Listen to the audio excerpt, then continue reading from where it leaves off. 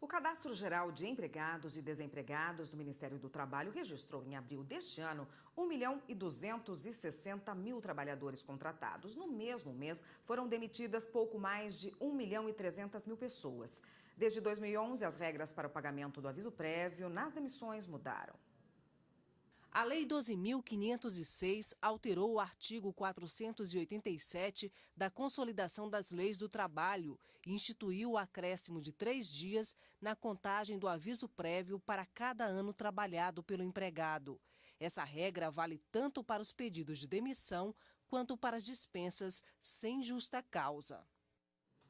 Bom, e para falar mais sobre esse assunto, nós convidamos o advogado Gáudio Ribeiro de Paula. Boa tarde, doutor. Boa tarde.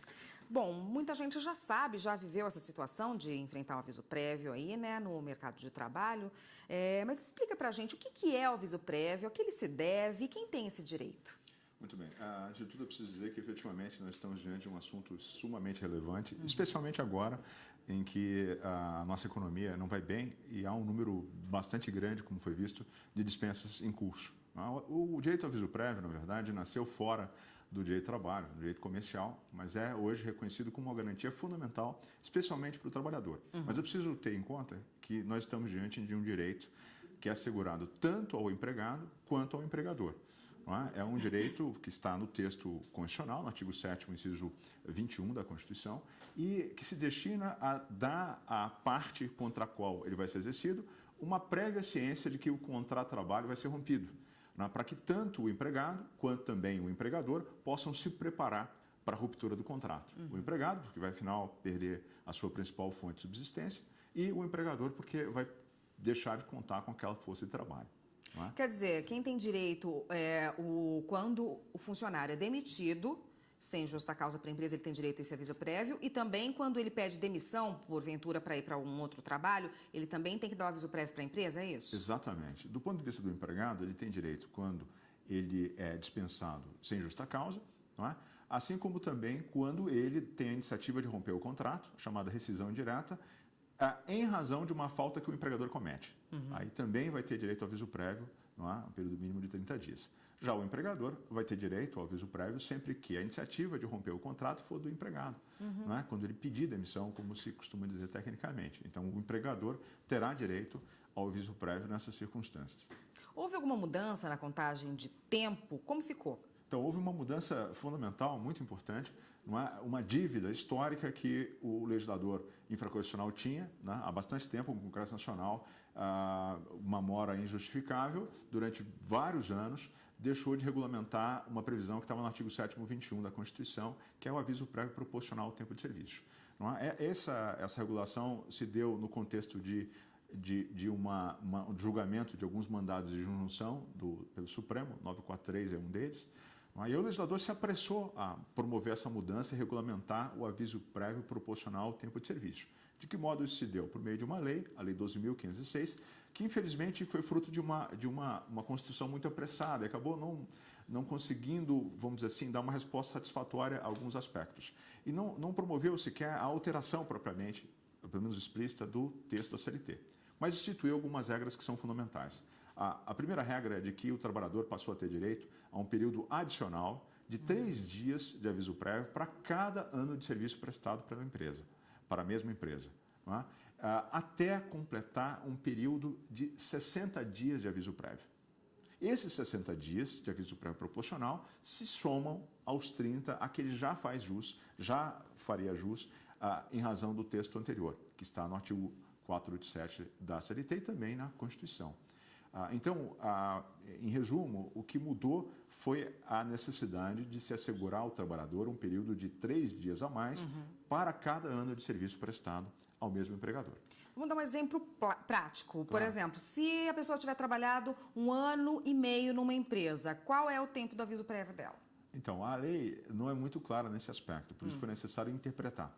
E há 2 principais referências aqui. A primeira delas é uma nota técnica do Ministério do Trabalho, muito citada, a nota técnica 184 de 2012, na qual o TST se inspirou para construir a sua jurisprudência em torno dessa matéria. Então, o que se pode dizer? Nessa nota técnica, eu recomendo que tenham acesso a essa nota técnica, vejam, há uma tabela que explica muito didaticamente como funciona. Eu vou tentar sintetizar. Então, nós temos que considerar só anos completos. Tá? De forma que alguém com 9 meses, por exemplo, de serviço para a mesma empresa, só vai ter 30 dias. Agora, completou um ano, 12 meses na empresa. Como se interpreta isso? O Ministério do Trabalho diz e o TST concorda. 3 dias a mais. Então, o sujeito que tem um ano de trabalho vai ter 33 dias de aviso prévio. 1 ano e meio, 33 dias. Também. Completou 2 anos, aí já serão 36 dias. Entendi. 5 anos, aí já serão, multiplicamos os 5 por 3, dá 15, mais os 30, serão 45 dias. 10 anos, serão 30 mais 30, 60 dias. 20 anos, aí seria um período completo, 60 mais 30, 90 dias, que é o período máximo, em princípio, de aviso prévio. Então, a contagem se faz com anos completos, sempre. Né? Essa é uma regra que está na nota técnica e que foi, vamos dizer assim, referendada pelo TST igualmente. Tá ótimo. A gente continua nesse assunto, tem vários assuntos para a gente tratar ainda, vários temas para a gente tratar dentro desse assunto no próximo bloco. Só um minutinho, por favor. O Jornal da Justiça está de volta e nós voltamos a falar com o advogado Gáudio Ribeiro de Paula, que explica como funciona esse pagamento do aviso prévio, que muita gente ainda tem dúvida desse adicional. O senhor estava dizendo que esse aviso prévio não conta metade do ano, né? O entendimento, inclusive do TST, é de contar o ano todo. Então, não pode ser feito na proporcionalidade. Exatamente. O mínimo são 3 dias. Exatamente. O mínimo são 3 dias. Então, não existe a possibilidade de, por exemplo, para o sujeito que está há 1 ano e meio na empresa, fazer um pagamento proporcional desse período. Não. São 3 dias para cada ano completo. Então, não se admite a fragmentação dentro desse período proporcional. Doutor, e as empresas estão bem inteiradas disso ou ainda acontece na prática da empresa acreditar que pode pagar a proporcionalidade? Não, há ainda grandes dúvidas na prática, até porque, como disse, essa lei é uma lei muito lacônica. Ela, na verdade, trata de forma genérica do tema. Essa lei só tem 2 artigos, né, e um dos quais é que traça essas regras. Então, há, de fato, muitas dúvidas. Não é? Por exemplo, ao que a lei não responde.